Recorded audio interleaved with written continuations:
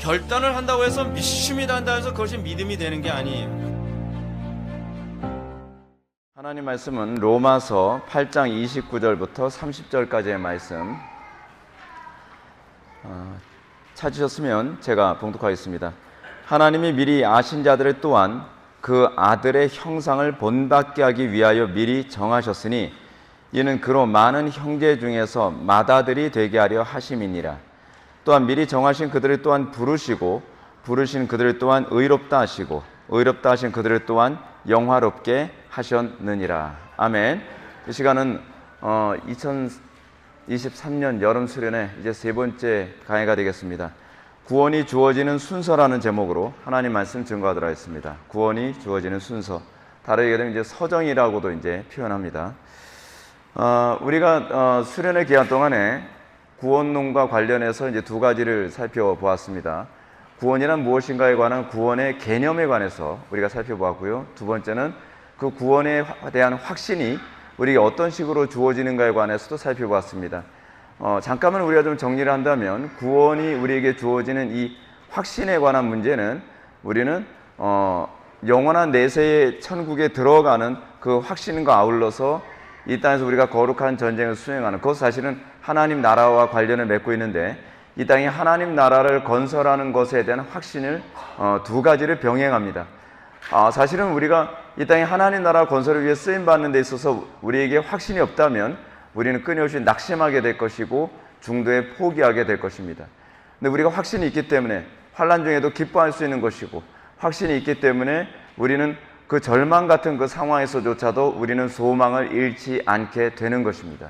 이 확신은 신적인 것입니다. 신적인 것이라는 말의 의미는 결코 세상의 환경이 우리를 꺾지 못한다는 겁니다. 우리에게 주어지는 확신이 신적인 확신이기 때문에 우리는 이길 때까지 우리는 싸울 수 있게 됩니다. 최후 승리를 얻을 때까지. 험한 십자가 붙들겠네. 우리가 교회사 안에서 루터라고 하는 한 인물을 한번 보십시오. 루터가 종교개혁을 할 때 혼자서 유럽 전체를 바꾸는 일에 쓰임받았습니다.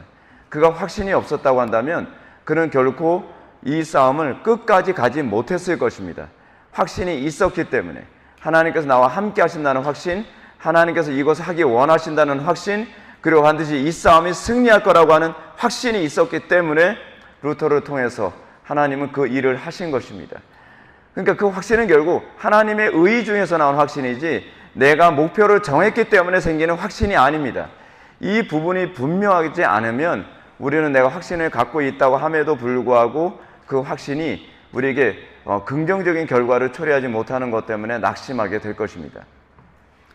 오늘 우리는 이제 세 번째 강해로 구원의 서정, 구원의 순서에 관해서 살펴보게 됩니다.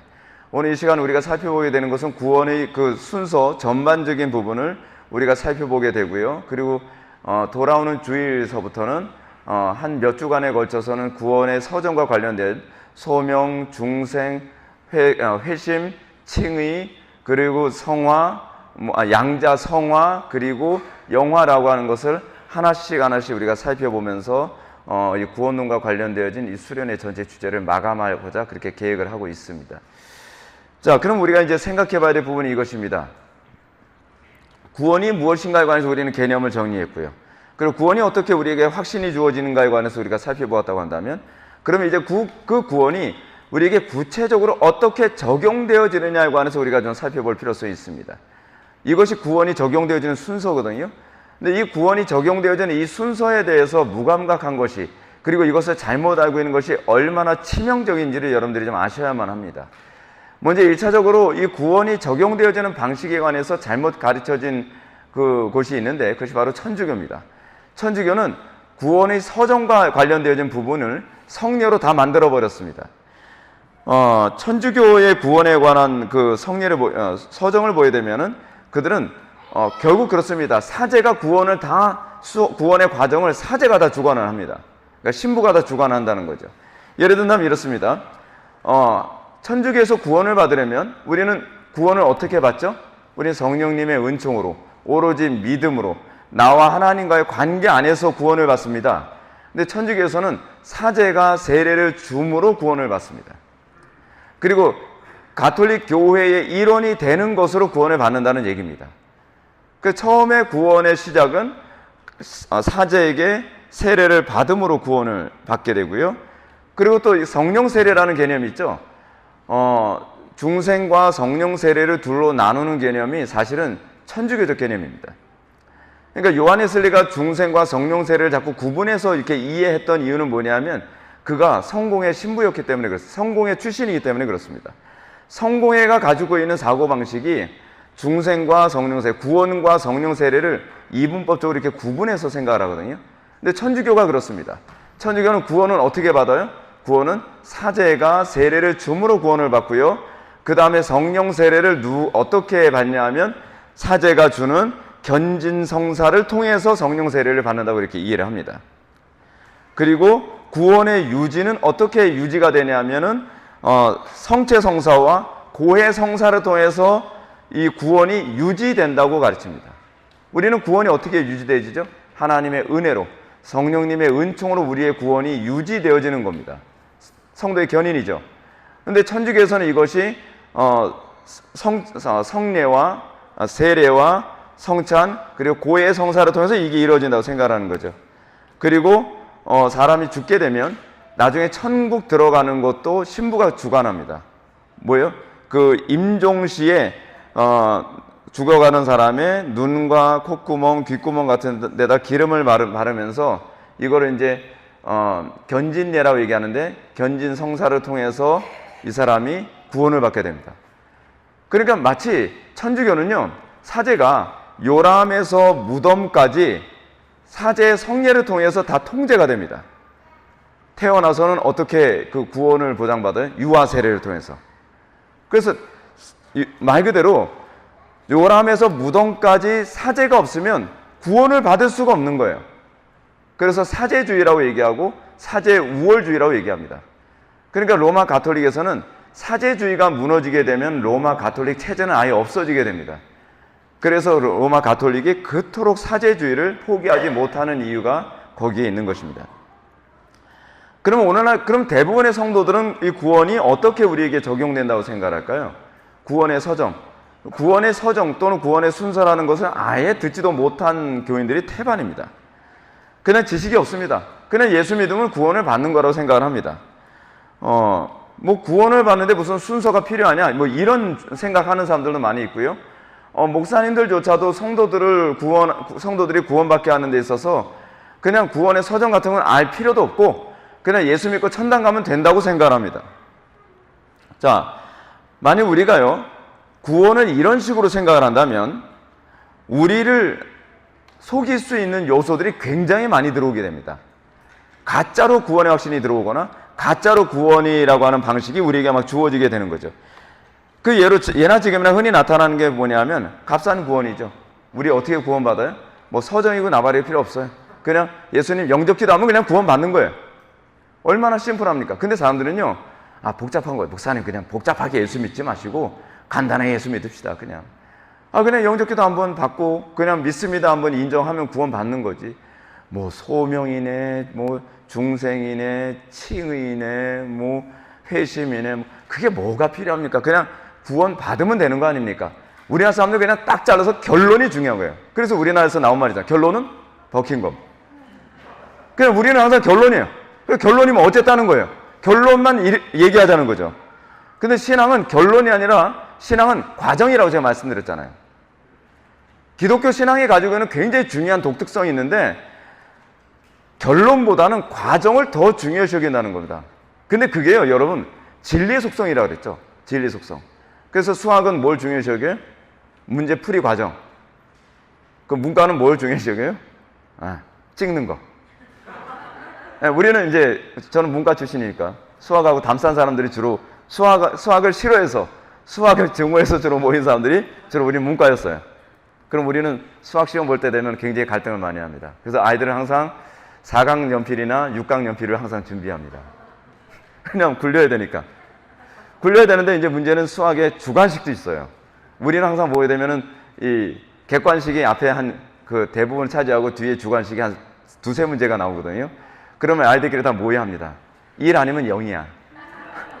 그리고 어쩌다가 변수가 있는데 2도 나올 수 있어. 그러면 이제 그렇게 해서 일단은 그렇게 써요. 그러고 나면 어떤 애들 막 환희가 터져 나옵니다. 1이 맞았다는 거예요. 나 1 넣었는데 맞아. 근데 여러분, 그건 진리가 아닙니다. 그거는 찍은 겁니다. 항상 그러고 나다 보니까 고학년은 올라갈수록 선생님들이 수학을 시험 볼 때에 과정을 쓰라는 것 때문에 우리를 굉장히 힘들게 만듭니다. 우리는 과정 없이 무조건 1 아니면 0이었는데 굉장히 디지털이죠. 1과 0으로 우리는 모든 걸 해결합니다. 근데 그렇게 하면서 과정을 쓰라고 하니까 우리한테 너무 고통스러운 거죠. 근데 그것이 진리의 속성입니다. 진리는 올바른 과정을 통해서 올바른 결과에 도출하는 겁니다. 잘못된 과정이 되면 진리에 도달할 수 없는 거죠. 근데 우리나라 사람들이 가지고 있는 일반적 사고가 문과생 같아가지고서 결론은 천당 가냐 못 가냐 자꾸 이것만 따지는 거죠. 물론 그렇다고 해서 문과생들은 다 그런 건 아닙니다. 존 버넌의 철로역정이라고 하는 그 책이 있죠. 철로역정이 영어로 뭐라고 그 제목이 되어 있는지 알죠? Pilgrim's Progress입니다. 순례자의 서정 또는 순례자의 여정 또는 순례자의 어떤 진보 이런 식으로 번역이 가능합니다. 청교도들이나 그리고 특히 이제 버넌 같은 사람은 신앙은 하나의 프로그레스가 있다고 생각을 했습니다. 근데 청교도들이 이런 말을 했을 때 추론적이라거나 체험에 근거해서 얘기하는 것이 아니라 항상 성경을 근거로 해서 얘기를 합니다. 그래서 여러분, 우리 개혁파 전통에서 나온 하나의 특징이 하나 있는데 그것이 뭐냐면 성경 구절로 딱 인용을 하고 어떤 말이 나오고 나면 그 말을 하고 난 다음에 가로 열고 항상 어떤 성경 구절 몇 장 몇 절을 꼭 집어넣습니다. 이걸 집어넣는 것이 우리 개혁주의 전통인데 그것이 뭐냐면 우리는 근거 없이 얘기하는 게 아니라는 거예요. 성경에 이러이러한 근거가 있어서 이렇게 얘기하는 겁니다 라고 얘기하는 거죠. 청교도들이 가지고 있는 사고방식이 그거였습니다. 그래서 우리가 존 버넌의 철로역정에 보게 되면은 신앙생활은 하나의 프로그레스라는 거죠. 근데 모든 사람들이 다 똑같진 않지만 굉장히 이 부분이 거의 다 맞습니다. 그래서 여러분들이 철로역정 읽을 때 뭘 느끼죠? 어쩌면 내 신앙생활의 삶을 그대로 설명해 주는 것 같아. 이게 정상적인 신앙생활을 한 사람들은 다 공감을 합니다. 근데 비정상적으로 신앙생활한 사람은 나하고 아무 상관이 없는 것 같은데, 나하고 아무 상관이 없다라고 철로역정을 읽으면서 그런 느낌을 받았다고 한다면 샛길로 자꾸 빠져든 사람들입니다. 사실은요. 정상적인 프로그레스의 신앙생활을 했다고 한다면 그렇게 안 되거든요. 사실은. 근데 이 부분을 좀 더 체계적으로 체계화시켰던 분이 있습니다. 그 사람이 누구냐면 윌리엄 퍼킨스입니다. 윌리엄 퍼킨스라고 하는 분이 황금사슬이라고 하는 책을 썼는데, 여러분들이 우리의 구원의 서정에 관해서 좀 더 자세하게 알고 싶으면 이 책이 제가 절판된 걸 알고 있긴 한데 흔적방을 뒤져보면 아마 나올지도 모릅니다. 근데 거기에 보이는 구원의 서정을 굉장히 면밀하게 기록을 하고 있습니다. 사실 구원의 서정에 관한 이 개념, 구원의 순서에 관한 개념이 누구에 의해서 정리됐다고 주로 이제 보냐면 윌리엄 퍼킨스에 의해서 그렇게 정리됐다고 보는 입장이 굉장히 많습니다. 오늘 우리가 이제 이 구원의 서정을 살펴보게 되는데 전체 큰 그림을 한번 좀 살펴보게 될 것입니다. 그런 차원에서 오늘 본문을 다시 한번 저 읽어보겠습니다. 오늘 본문이 구원의 서정을 설명하는 가장 대표적인 성경 구절입니다. 하나님이 미리 아신 자들을 또한 그 아들의 형상을 본받게 하기 위하여 미리 정하셨으니 이는 그로 많은 형제 중에서 맏아들이 되게 하려 하심이라. 또한 미리 정하신 그들을 또한 부르시고 부르신 그들을 또한 의롭다 하시고 의롭다 하신 그들을 또한 영화롭게 하셨느니라. 자, 여기서 우리가 먼저 던져야 될 질문이 있습니다. 그것은 성경이 과연 구원의 순서를 기계적으로 명확하게 가르치고 있느냐에 관한 문제입니다. 근데 그렇지 않다는 거예요.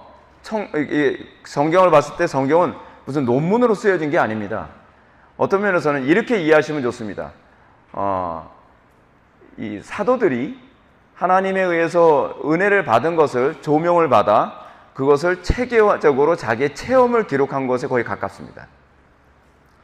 그래서 이 구원의 서정에 관한 부분이 성경에 여기도 나오고 여기도 나오고 조금씩 나오는데 어떤 건 순서가 약간씩 다르게 나오는 부분도 있습니다.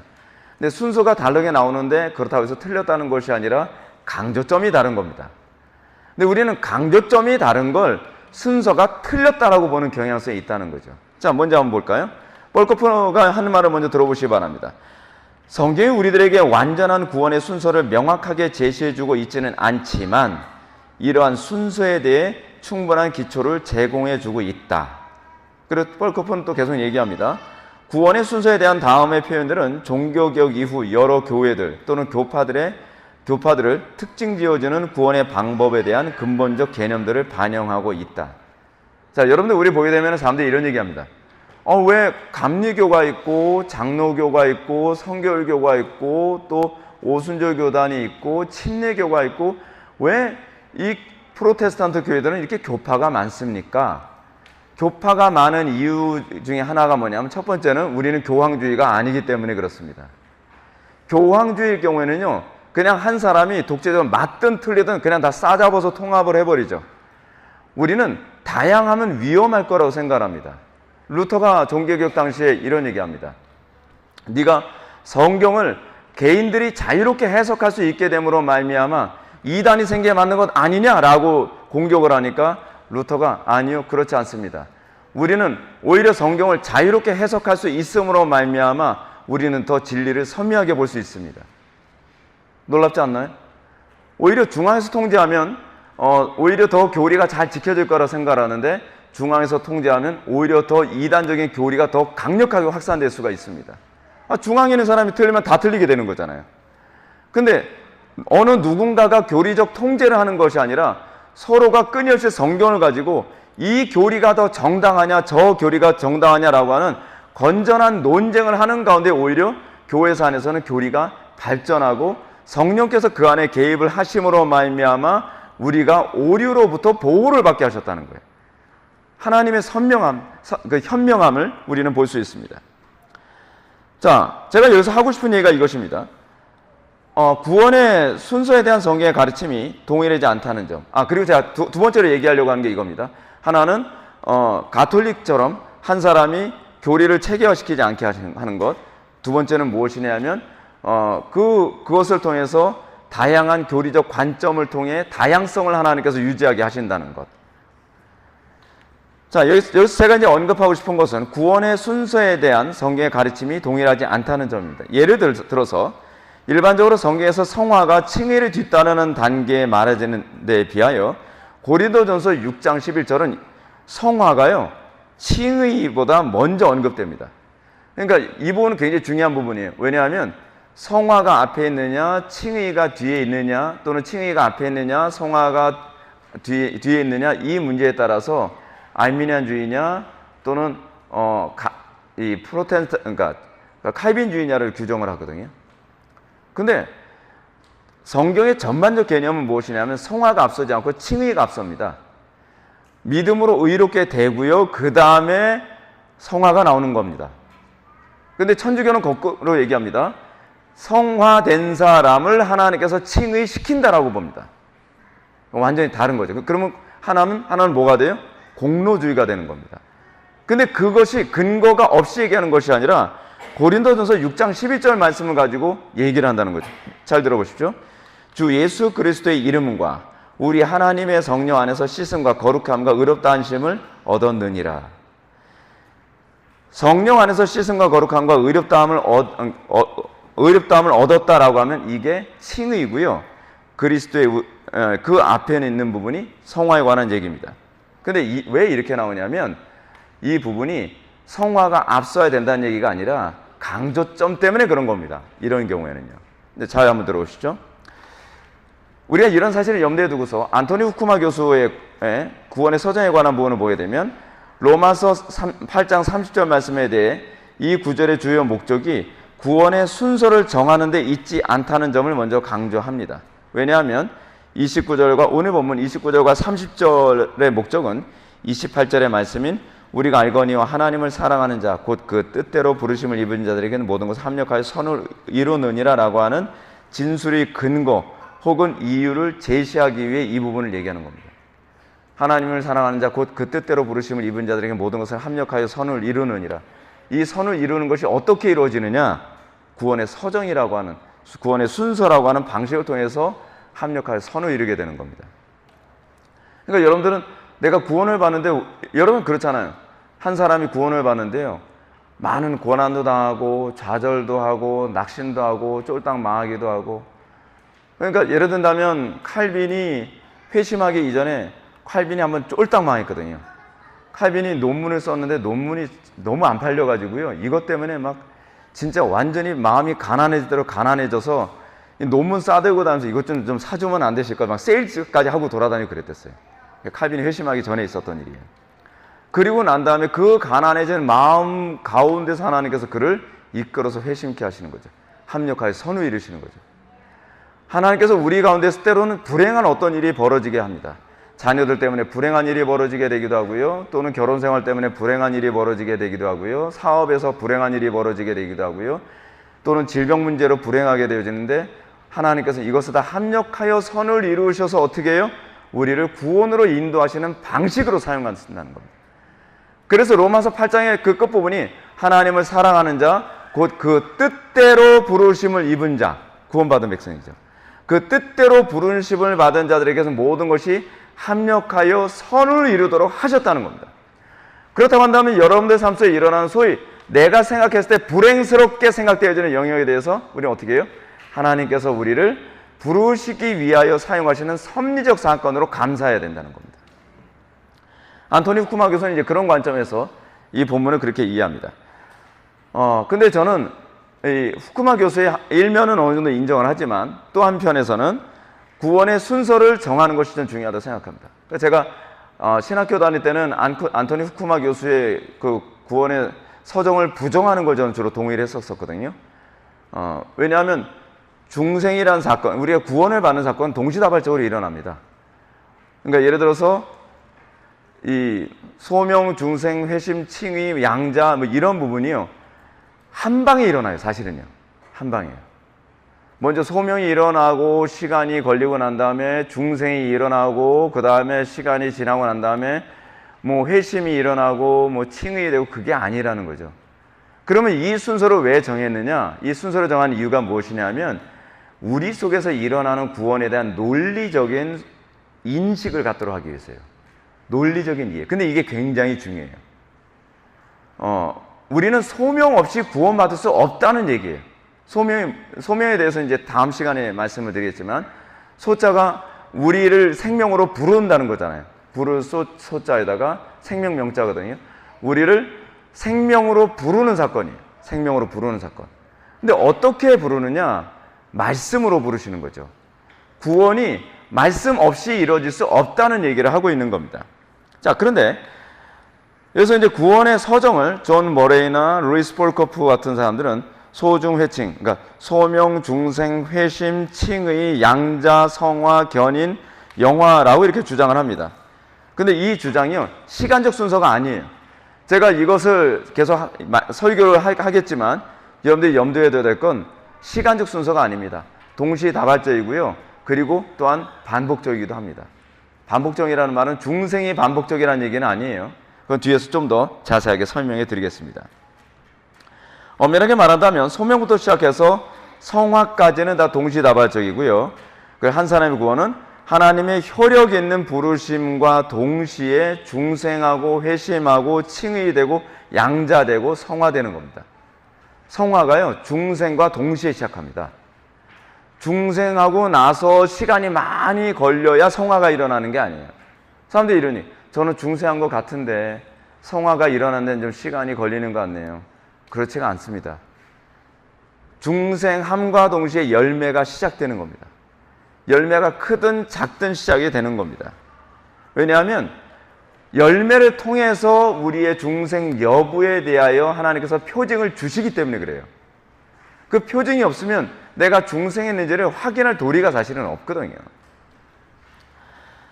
우리는 구원의 확신을 제가 어저께도 말씀드렸던 것처럼 직관적으로 아는 게 아닙니다. 그냥 어느 날 갑자기 나 구원 받은 것 같아. 구원 받은 것 같아가 아니에요. 구원 받은 것 같아 그러면 이게 굉장히 헷갈리기 시작을 합니다. 존 오웬이 이런 얘기를 합니다. 우리의 구원의 확신이 잠깐 순간마다 바뀔 수 있는 감정에 의존되어진다면 이것만큼 불안한 게 어디 있겠는가? 그렇잖아요.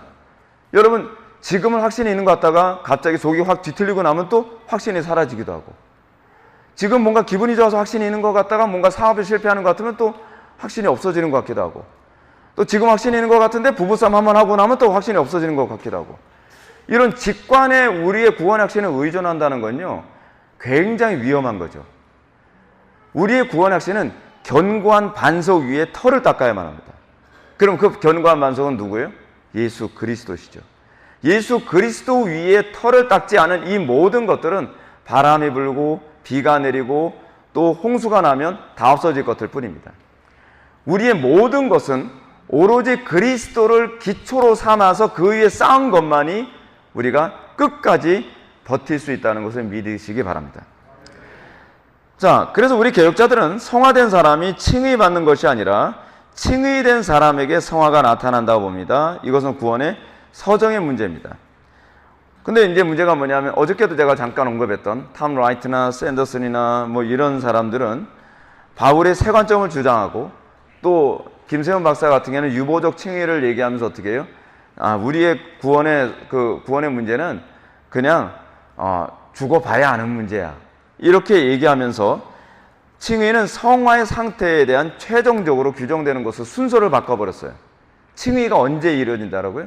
죽어서 하나님의 심판대 앞에 섰을 때 일어나는 거라고 구원의 서정을, 전통적인 서정을 다 바꿔버린 거예요. 아니, 그렇지 않습니다. 중생과 동시에 여러분들은 칭의되는 겁니다. 그러니까 제가 왜 이런 말씀 드리냐면 여러분들은 그냥 열심히 믿고 천당만 가면 된다라고 생각할지 모르지만 여러분들의 천당 가는데 이게 지장을 많이 줍니다. 그럼 또 여러분들은 그렇게 생각하죠. 목사님, 그거는 목사님들이나 신학자들이나 신경 쓸 문제지 우리 평신도까지 알아야 될 필요성이 있나요? 알아야 됩니다. 왜냐하면 설교자들이, 여러분들이 신뢰한다고 생각하는 상당수의 설교자들이 이 구원의 서정을 뒤집어 엎어가지고 엉터리로 설교하는 경우가 무궁무진합니다. 실제로 요즘에 상당수의 보수 쪽에 있는 신학생들 중에서 탐 라이트나 샌더슨 같은 사람한테 영향을 받아서 바울의 세 관점 입장에서 칭의를 맨 마지막에 두고 생각하는 그런 전도사님들이나 그런 신학생들이 또는 목회자들이 점점 늘어나고 있어요. 여러분, 분별해야 될 게 아니에요. 분별하려면 여러분들이 이 부분에 대해서 알아야만 합니다. 근데 소명과 중생의 문제도 마찬가지입니다. 이 문제는요, 구원의 서정 문제에 있어서 자주 다뤄지는 문제인데, 한 사람의 구원받음은 말씀을 듣고 구원을 받는 겁니까? 아니면 구원을 받아서 말씀이 들어오게 된 겁니까? 뭐 이런 문제들. 중생을 한다면 전적으로 타락한 인간이 어떻게 말씀을 들을 수 있을까요? 뭐 이런 문제들. 이게 또 서정과 관련되어진 복잡한 문제입니다. 이것이 이제 다음 시간에 소명 부분을 다루면서 여러분한테 말씀드려야 될 부분이고, 이 부분에 있어서 저도 약간 헷갈려서 오류에 빠질 뻔했던 부분이기도 합니다. 근데 웨스트민스터 신앙고백서 때문에 이 부분이 정확하게 다시 이제 교정이 될 수 있었던 거예요. 하여간 우리는 중생의 먼저인가 소명의 먼저인가라고 하는 이 문제가 구원의 서정에 관한 문제고, 이 서정에 관한 문제를 명확하게 했을 때에 우리의 신앙생활에서 우리 신앙을 정리하고 점검하고 분별하는데 상당한 유익이 된다는 것은 분명합니다. 베드로가 가르친 것처럼 너희가 거듭난 것은 썩어질 씨로 된 것이 아니요 썩지 아니할 씨로 된 것이니 살아있고 항상 있는 하나님의 말씀으로 되었느니라.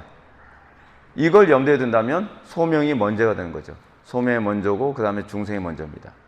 근데 이것이요, 논리적 순서라는 것을 기억하셔야 됩니다. 시간적 순서는 아닙니다. 그거는 다음 시간에 여러분들한테 말씀드려질 겁니다. 이렇게 구원의 서정이 비록 시간적 순서가 아니라 논리적 순서란다 하더라도 이 논리적 순서를 명확하게 규정하지 않는다면 성도들은 신앙의 혼돈이 자꾸 생깁니다. 어떻게 해요? 꼭 말씀을 들어야 됩니까? 안수기도 막 이렇게 받아도 구원받을 수 있는 것 아닙니까? 근데 이런 일이 너무 비일비재하게 많이 일어나요. 신비적 체험으로도 구원받을 수 있는 거 아닌가? 어떤 사람은 그렇게 언제 구원받았다고 생각하세요? 그럼 어느 집회에 갔는데요, 목사님이 머리 안수하는데 그냥 쓰러지더라고요. 그래서 뭐라 그래요? 그게 죽임이라는 거예요. 죽임. 그때 전 중생한 것 같다는 거예요. 그렇게 중생이 일어나지 않습니다. 그렇게 중생이 일어나질 않아요. 그러니까 구원이 어떤 방식으로 일어나는가, 이 서정 문제는 구원이 어떤 방식으로 일어나느냐에 관한 문제거든요. 이거에 대해서 무지하니까 무슨 안수기도 받고 쓰러져서 그때서부터 중생한 것 같다고 얘기하지 않나? 또 어떤 형제는 이런 얘기합니다. 저는요, 찬양으로 구원을 받았습니다. 그래요. 세상에 찬양으로 구원받았다는 사람이 다 있어요. 저는 원래 예수 믿지 않는 사람이었는데요, 찬양 집회 갔다가 찬양이 너무 좋아서 은혜를 받았다는 거예요. 찬양 숭배자네. 음악 숭배자죠. 그거는 중생한 게 아니에요. 그냥 자기가 숭배하는 대상이 바뀌어진 것 뿐이에요. 음악을 원래 좋아하니까 종교 음악으로 위치를 바꾼 것 뿐입니다.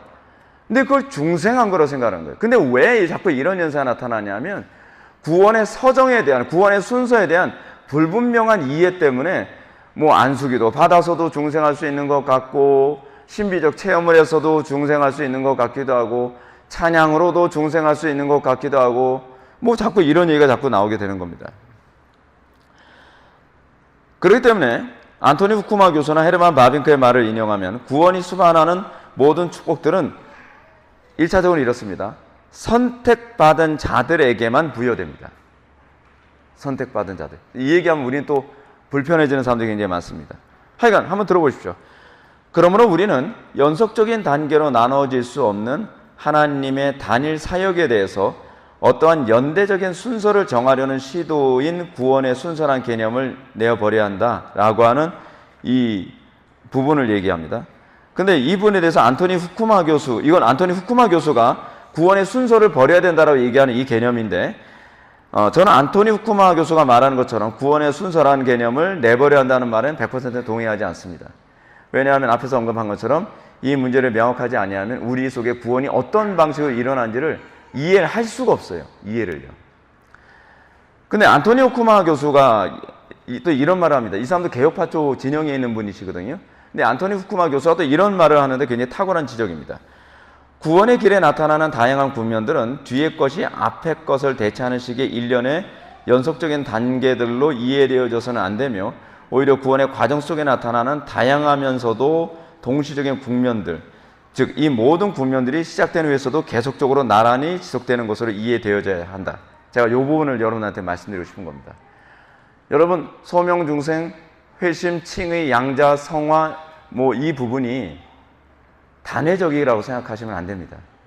이건 칼빈도 동일하게 하는 얘기입니다. 여러분들 이렇잖아요. 저 중생할 때 정말 굉장히 고뇌하면서 중생했거든요. 그때 제가 변했어요. 근데 이런 과정이 또 일어나는 것 같아요. 그래요.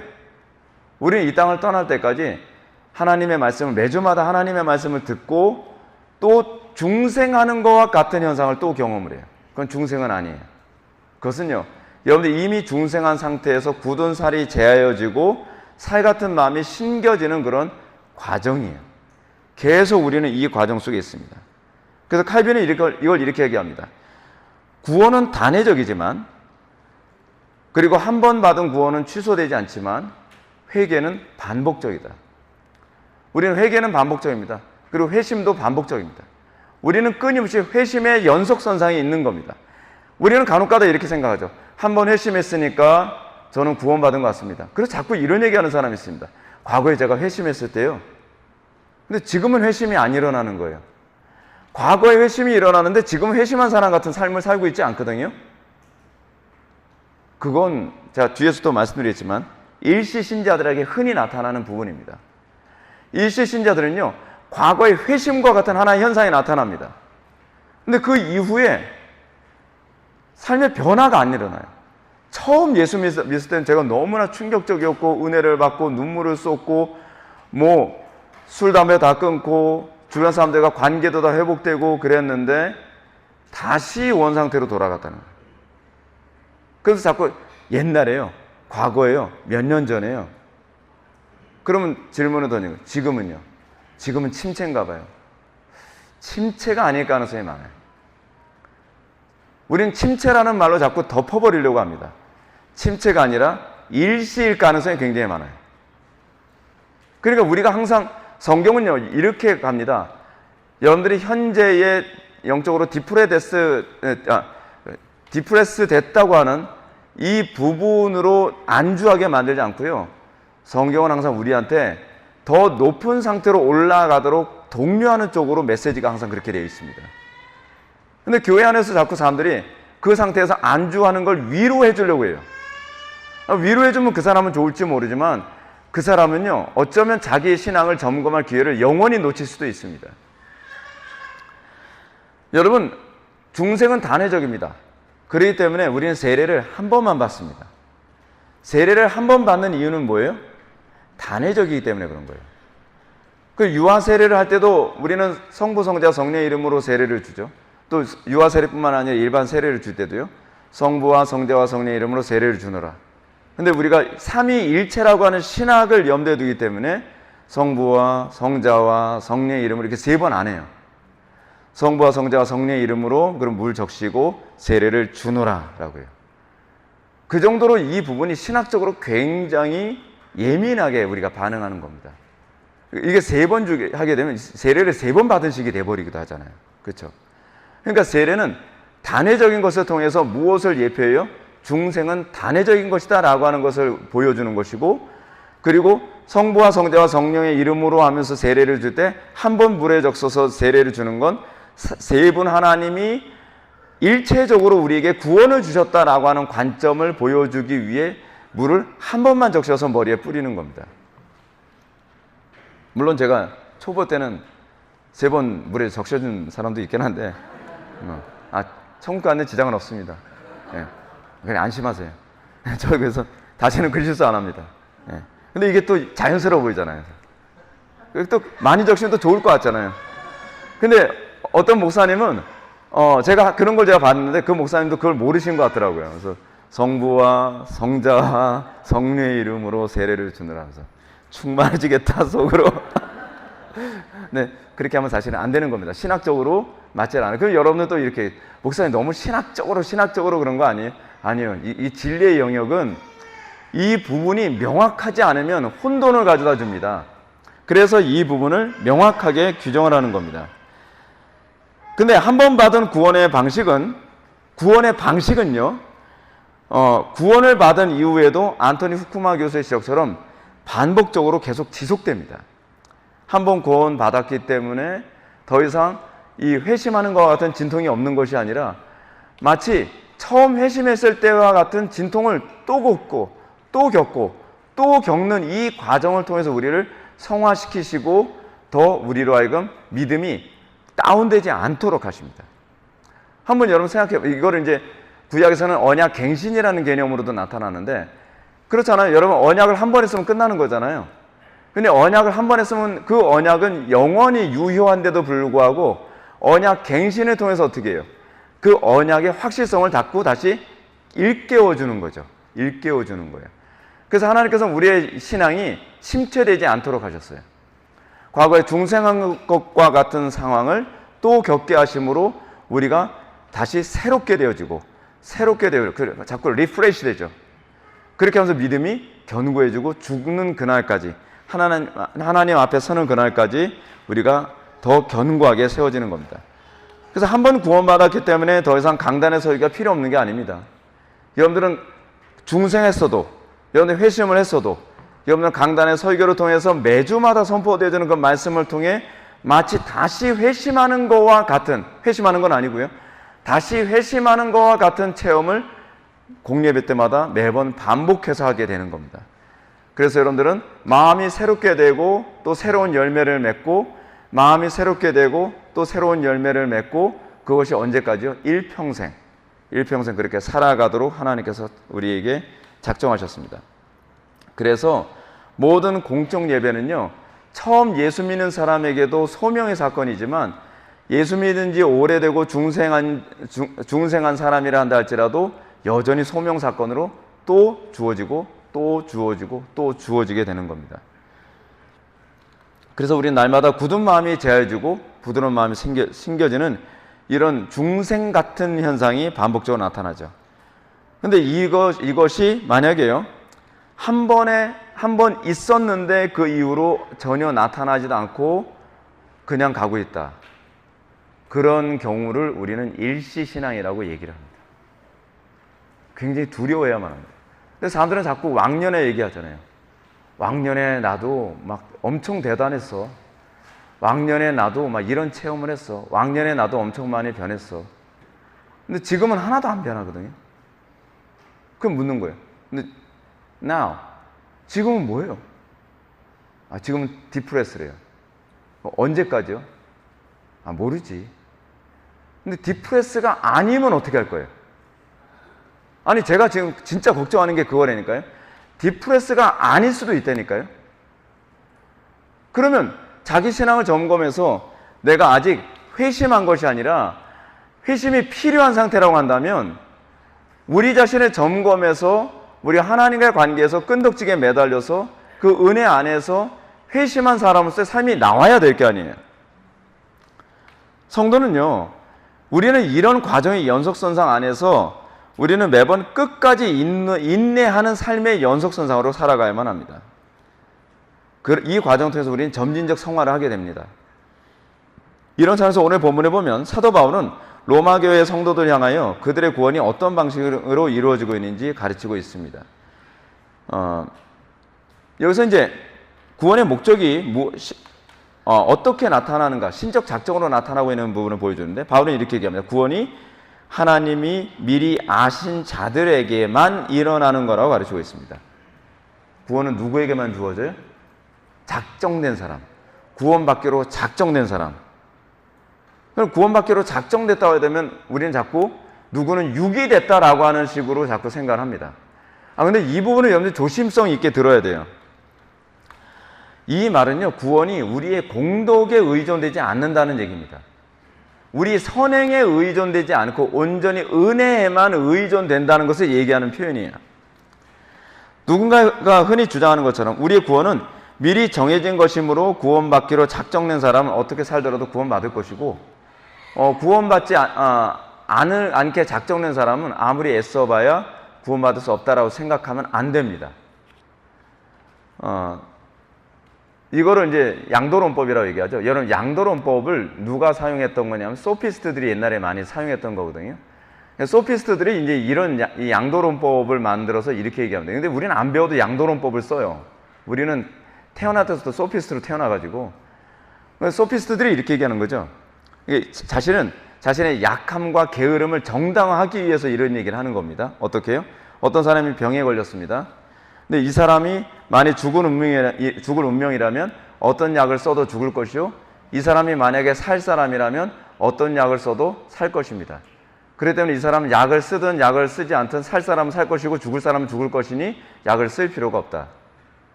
많은 얘기처럼 들리지 않나요? 좀 웃기는 얘기잖아요. 그렇죠? 근데 우리의 구원과 작정에 관한 문제를 이런 양도론법의 관점에서 생각을 해요. 근데 이렇게 생각하는 이유가 뭐냐면 하나님을 잘못 이해하고 있어서 그래요. 만약에 하나님이 기계라고 한다면 이 말이 맞아요.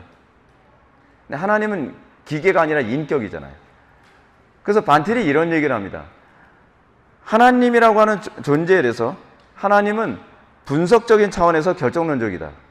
이 얘기가 무슨 얘기냐면 하나님은 전지하시고 전능하시다는 차원에서 봤을 때 누가 구원받고 누가 구원받지 않을 걸 이미 결정적이시죠. 근데 이렇게만 보면 하나님은 기계가 돼버려요. 근데 또 반틸이 또 다른 얘기를 합니다. 그런데 하나님은 인격적이심으로 섭리론적이시다. 하나님은 당신의 작정과 하나님의 주권을 기계적으로 적용하지 않으시고 어떻게 해요? 섭리적으로 적용하신다는 겁니다. 그래서 하나님의 선택과 작정은 기계적 선택과 작정이 아니라 섭리적이고 인격적인 선택과 작정이에요. 이게 어떻게 동시에 공유되어지냐고요? 그래서 하나님만 가능한 겁니다. 우리로는 이해가 안 돼요. 우리는 하나님의 선하심을 믿고 따라감을 통해서 유익을 얻기만 하면 됩니다. 자, 여기서 저는 29절과 30절 말씀이 가지고 있는 구조적인 특징을 먼저 살펴보고자 합니다. 왜냐하면 여러분이 조금만 관심 있게 보아도요, 29절과 30절이 같은 말을 다른 표현으로 반복하고 있다는 것을 여러분들은 발견할 수 있게 될 겁니다. 29절에서 어떻게 얘기하냐면 미리 아신 자들, 30절에서는 미리 정하신 자들, 미리 아셨다, 미리 정하셨다. 한쪽은 전지와 관련된 부분이고 한쪽은 전능과 관련된 표현이기도 하죠. 근데 같은 의미를 반복적으로 사용한 것이기도 합니다. 또 29절에 보게 되면 그 아들의 형상을 본받게 하기 위하여 그 아들의 미리 정하셨으니 이는 그로 많은 형제 중에 맏아들이 되게 하려 하심이라. 이것을 30절에서는 부르시고 부르신 그들을 또한 의롭다 하시고 의롭다 하신 그들을 또한 영화롭게 하셨느니라 라고 이렇게 반복적으로 표현하고 있습니다. 그래서 같은 말을 반복해서 얘기하고 있는 겁니다. 이렇게 본다면 오늘 본문을 이해하는 데 아주 중요한 핵심을 발견해야 됩니다. 그것은 뭐냐면 30절에 언급된 구원의 서정, 구원의 순서를 통해서 하나님이 궁극적으로 의도하신 것이 무엇인가? 하나님께서 왜 우리를 선택하시고 우리를 구원하시는가? 이 부분을 알면 여러분 구원의 확신 교리도 다 해결됩니다. 그의 아들의 형상을 본받게 하기 위해서. 어떤 사람이 구원받은 사람이라는 걸 알 수 있어요? 그의 아들의 형상을 본받는 것. 우리가 그리스도를 닮아가고 그리스도의 향기가 나타나고 그리고 우리가 날마다 그리스도 안에 있는 지혜와 능력과 선하심과 거룩함과 탁월함을 열망하지 않는다고 한다면 그 사람은 아직 구원받은 사람이라고 절대로 보아서는 안 됩니다. 왜 하나님께서 우리를 구원하시는 이유는 천당 보내는 게 아니라니까요. 궁극적으로 천당을 안 보내신다는 얘기가 아니라 천당을 보내는 게 궁극적 목적이 아니라 그의 아들의 형상을 본받게 하기 위해서 우리를 구원하신 거예요. 그렇다고 한다면 이 목적에 부합한 사람만이 구원받은 사람이라고 얘기하는 것이 합리적이잖아요. 그러면 성화를 강조를 안 할 수가 없어요. 성화를요. 우리가 정말로 구원받은 하나님의 백성이라고 한다면 우리에게 당연히 나타나는 것은 우리의 큰 형님 대신, 큰 형님 하니까 무슨 보수의 조직 같은데, 우리의 큰 형님 대신 그 맏아들 대신 예수님의 형상을 담게 하기 위해서 우리를 부르신 겁니다. 그리고 우리가 예수님의 형상을 닮은 것을 확인함을 통해서 우리는 내가 이전과 다른 피조물이 됐구나 라고 하는 것을 우리는 확신할 수 있게 됩니다. 왜냐하면 하나님께서 작정하신 목적이 어디에 있냐면, 잘 들으세요. 작정하신 것이 하나님의 아들의 형상을 본받는 거예요. 하나님의 마음에서 이미 그걸 작정하셨어요. 근데 하나님이 작정하신 대로 안 되십니까? 하나님께서는 생각하신 모든 대로 다 이루어지십니다. 하나님께서는 당신의 이성으로 생각한 것이 다 실제화가 되시는 겁니다.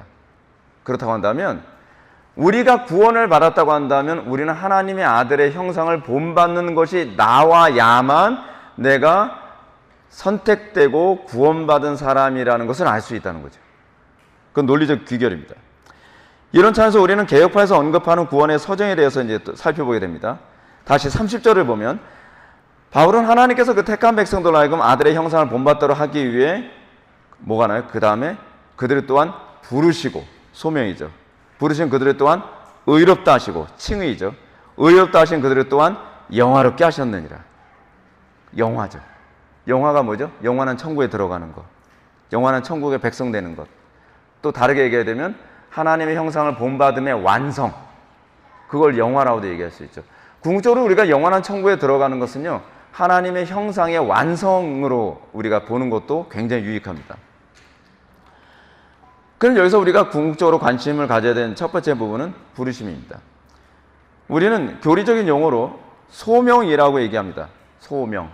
소명이 뭐라고요? 이름 명자가 아니라 그랬죠. 생명 명자라 그랬죠. 그래서 부를 소자에다가 생명 명자를 써서 어떻게 해요? 우리를 생명으로 부르신 거예요. 그러면 소명, 다시 말해서 부르심은 어떻게 이루어집니까? 이에 대해서 바울은 로마서 10장 14절 말씀을 통해서 이렇게 설명합니다. 그런즉 그들이 믿지 아니하는 이를 어찌 부르리요? 듣지 못한 이를 어찌 믿으리요? 전파하는 자가 없이 어찌 들으리요? 하나님께서 택하신 자들을 부르시는 방식은 전파하는 자에 의해 이루어지게 하셨습니다. 이게 굉장히 중요합니다. 하나님께서는 얼마든지 당신의 신적인 방식으로 전도자 없이, 희생 없이 우리를 구원할 수 있어요. 그렇죠? 선지자 없이 하나님께서 우리를 전도해서 우리를 구원할 수 없나요? 하실 수 있어요. 근데 왜 하나님께서는 전파하는 사람을 사용하시겠습니까? 그게 경작이기 때문에 그래요. 창세기에서 아담을 창조하신 목적이 뭐예요? 경작하도록 하나님께 창조하신 거잖아요. 아담의 창조의 사건과 짝을 이루는 사건이 우리의 중생한 사건이거든요. 새 창조, 새로운 피조물. 바울이 우리의 중생 사건은 새로운 피조물 된 거라고 하잖아요. 어떤 피조물이죠? 경작을 포기했던 타락한 옛 아담의 자손이 이제는 하나님의 경작에 다시 원상복귀되어지는 창조 사건이, 재창조 사건이죠. 그래서 하나님께서는 얼마든지 당신의 능력으로 고난 없이 구원하고자 한 자를 다 구원하실 수 있음에도 불구하고 하나님께서는 굳이 여러분들 한 명 한 명을 구원하셔서 어디에 쓰세요? 그 사역을 감당하는 경작자로 여러분들을 사용하시는 거예요. 경작자로. 그러므로 바울은 전하는 것이 우리의 목심을 가르칩니다. 물론 복음을 전함으로 우리에게 고난이 옵니다. 마치 경작을 하는 가운데 고난이 오는 것처럼, 우리가 하나님 나라에 들어가려면 많은 환난을 겪어야 된다고 하는 것처럼, 우리는 하나님 나라의 소명을 감당하는 데 있어서 고난을 겪습니다. 그럼에도 불구하고 주님은 복음을 듣는 자들이 가족들을 통해서 복음을 듣게 하시길 원하시고요, 친구들을 통해서 복음을 듣게 하시길 원하시고요, 형제를 통해서 구원을 받기를 원하시고요, 또는 우리가 외부로 전도를 통해서 구원받게 하시기를 원하세요. 그렇게밖에 할 수 없으신 분이 아니에요. 그렇게 하시기로 작정하신 거예요. 그래서 하나님께서는 뭐라 얘기합니까? 미리 아신 자들 혹은 미리 정하신 자들을 부르시죠. 근데 부르신 이유가 뭐예요? 그들을 통해서 제가 어저께 말씀드렸던 것처럼 하나님께서 왜 우리에게 안식을 주시죠? 안식을 확산시키게 하기 위해서. 하나님께서 왜 우리에게 생명을 주시죠? 그 생명을 확산시키게 하기 위해서. 왜 하나님께서 우리에게 거룩을 주시죠? 그 거룩을 확산시키게 하기 위해서. 하나님께서 왜 우리에게 그리스도의 지혜를 주시죠? 그리스도의 지혜를 확산시키게 하기 위해서. 근데 우리는 어떻게 하죠? 나만 지혜로우면 되는 거고, 나만 거룩하면 되는 거고, 나만 선하면 되는 거고, 나만 능력 있으면 되는 거라고 생각을 해요. 그거는 하나님께서 우리를 왜 부르셨는지를 전혀 인지를 못하십니다. 하나님께서 여러분들에게 왜 달란트를 주셨죠? 남들 앞에서 여러분들이 더 똑똑하고 더 재능이 많고 더 뛰어난 그 재능을 가지고 남들한테 우쭐대라고 주신 거 아니거든요. 하나님 나라 경작을 위한 수단으로 주어진 겁니다. 그래서 예수를 믿고 난 이후에 우리는 우리에게 주어진 이 달란트, 이 재능을 사용하는 방향이 달라지는 것이지 이 재능이 없어지거나 뭐 그렇게 되는 게 아닙니다. 인생이라는 게 그겁니다. 신앙이라는 게 그겁니다. 예수를 믿고 나서 우리가 회심했다고 했을 때 우리의 삶의 방향, 모든 방향이 궁극적으로 달라지는 겁니다. 복음을 하나님께서는 우리를 통해서 전하시길 원하시고요, 그리고 그걸 통해서 구원받게 하길 원하십니다. 그런데 문제가 뭐냐면 복음을 전했다고 해서 다 믿는 게 아닙니다. 복음을 들은 사람들에게 다 효력이 나타나는 게 아닙니다. 또 복음을 전함을 받은 사람들이라고 해서 다 미리 하시고 미리 정하신 자들에게만 복음이 효력 있게 믿어지게 하셨다는 것이, 이것이 우리를 아주 힘들게 만듭니다. 그러니까 설교를 딱 하고 난 다음에 사람들 반응을 보면 똑같은 설교 가운데서도 어떤 사람은 인생이 바뀌는 사람이 있는가 하면 또 어떤 사람은 그 똑같은 설교를 듣고서 아무 감각이 없어요. 여러분, 이거 정신 차리고 들어야 됩니다. 내가 설교를 들었는데 내가 설교에 감각이 없는 게 정상이라고 생각하면 안 됩니다. 그것이 나에게 효력이 없게 지금 오고 있다는 거예요. 나에게 아직 생명이 없다는 걸 의미하는 것이기도 해요. 우리 속에 생명이 있다고 한다면 하나님의 말씀이 효력 있게 느껴져야 돼요. 여러분, 이거 참 되게 신기한 게 뭐냐면 학교에서도 그렇습니다. 어떤 학생들이 선생님이 야, 영어 공부는 이렇게 하는 거야, 국어 공부는 이렇게 하는 거야, 막 도전을 줘요. 도전을 주는데 거기에 눈이 반짝반짝 하면서 도전 있게 받아들이는 애는 몇 명이에요. 걔네들만 인생이 바뀌는 거예요. 저렇게 공부해야 되는 거예요. 이게 일반 은정적 차원에서 효력이거든요. 효력. 근데 복음도 동일하게 그렇게 역사해요. 근데 여러분, 이 선택이라는 것은 여러분도 이번에 느끼셨겠지만 수련의 장소에 오는 것도요, 하나님의 선택입니다. 등록했다고 해서 다 오게 되는 게 아니에요. 신기하게. 오고 싶다고 해서 다 오게 되는 게 아니에요. 오고 싶은데 환경 때문에 안 되는. 근데 이게 하나님의 선택하는 방식이기도 합니다. 여러분들이 교회에 출석하게 된 것, 여러분들이 결단력이 뛰어나서 여러분들이 교회에 출석하게 된 건 아닙니다. 그것도 하나님의 선택입니다. 하나님의 선택 가운데서 우리가 복음을 들을 수 있는 자리에 있다는 것이 얼마나 큰 선택인지 모릅니다. 근데 문제가 뭐냐면 복음을 들을 수 있는 자리에 왔다고 해서 선택이 끝난 게 아니라는 거예요. 복음을 듣는 자리까지 왔는데 나에게 효력이 없을 수 있다는 거예요. 복음을 듣는 자리에 왔는데 누구에게는 효력이 있고 누구에게는 효력이 없다고 한다면 그거야말로 애통할 문제죠. 청교도들이 얘기하는 것처럼 부두를 코앞에 두고 침몰하는 배 같은 처참한 상황이 되는 겁니다. 어떤 배들은 망망한 대해에서 그냥 뱅글뱅글 돌다가 침몰하는 배가 있다고 한다면, 어떤 사람은 부두까지 코앞에 두고서 침몰해서 죽는 사람들이 있다니까요. 그때까지 우리는 긴장을 풀어서는 안 돼요. 아, 내가 이 자리에 왔으니까 나는 은혜 받는 건가 보다. 그렇게 되지 않습니다. 우리가 왜 하나님을 경외해야만 합니까? 하나님께서 은혜를 주시지 않으면 우리는 이 자리에 있다 한다 할지라도, 같은 설교를 듣는다 할지라도 우리에게 효력이 미쳐지는 것은 우리의 힘과 우리의 이성이나 우리의 판단력이 아니라, 우리의 결단력이 아니라 하나님의 은혜가 주어졌을 때라야만 비로소 그 말씀이 그 먼 거리에서 모여서 효력 있게 되는 거죠. 저는 개인적으로 여기서 이제 먼 거리에서 오신 분들에 대해서 굉장히 좀 축복하고 싶습니다. 왜냐하면요, 거리가 멀수록 더 마음이 긴장감과 또 이 소망이 더 커요. 근데 신기하게 거리가 가까울수록 그냥 너무 느슨해지는 경향성이 있습니다. 초대교회 당시에 우리 1907년 평양 대붕이 일어날 당시에 우리의 신앙의 선배들이 장대현 교회에서 부흥회가 일어난다고 하니까 그 1월 달이었거든요. 1월 초? 이북에서 안 살아보셔서 우린 모르잖아요. 이북이 얼마나 추운지. 근데 우리 부모님 얘기 들어보면요, 이북은요 진짜 가서 살고 싶지가 않대요. 너무 추워가지고 이북에 딱 가면 사람들이 다 눈만 내놓고 이렇게 살았대요. 우리 부모님 때는요. 그렇게 추워요. 머리 감고서 이렇게 딱 하면 머리가 다 이렇게 얼어버리죠. 근데 그 추운 1월 달에 사람들이 그 부흥회에 참석하겠다고, 이 남쪽에 있는 사람들, 뭐 서쪽에 있는 사람들, 동쪽에 있는 사람들, 이런 사람들이 보따리를 싸들고 한 달을 걸려서 거기까지 가는 거예요. 가족들 손잡고 캠핑카 타고 가는 것이 아니라 걸어서요. 쌀 같은, 우리는 가다가 사 먹으면 되죠. 뭐 컵라면도 있고 뭐 포트 같은 거 가져와서 뭐 끓여서 뭐 그런 낭만 같은 거 없습니다. 그 당시에는 어때요?